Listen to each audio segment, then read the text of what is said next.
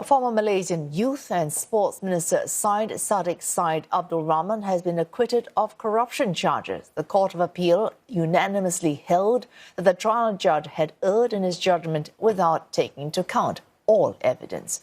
But as CNA's Melissa Goh reports, his legal woes might not be over. Vindicated at last. 33-year-old former youth chief of Parti Bersatu knelt in gratitude. Now, by his side were his family members and friends who stood by him throughout the 5-year agony.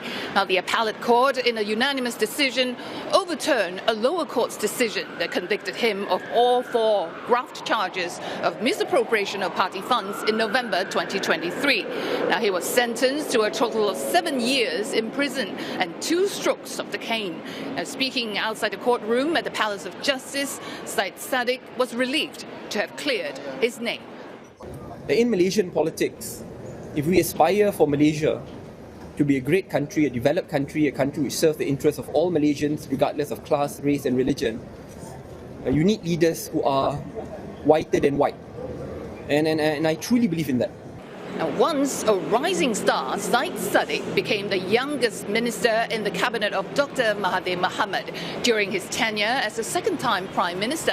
Now, he maintained that he was framed and the charges were politically trumped up to tarnish his image.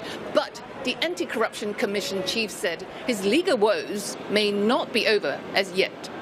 Saya tadi dimaklumkan oleh Pendahulu Raya bahawa mereka akan membuat rayuan kepada Mahkamah Persekutuan.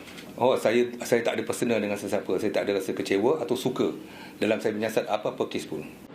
The prosecution has 2 weeks to file for an appeal to the federal court to overturn his acquittal. Now, meanwhile, Syed Saddiq, the former president of Malaysian United Democratic Alliance Party, or MUDA, is eager to get back to work. Melissa Goh, CNA, Kuala Lumpur.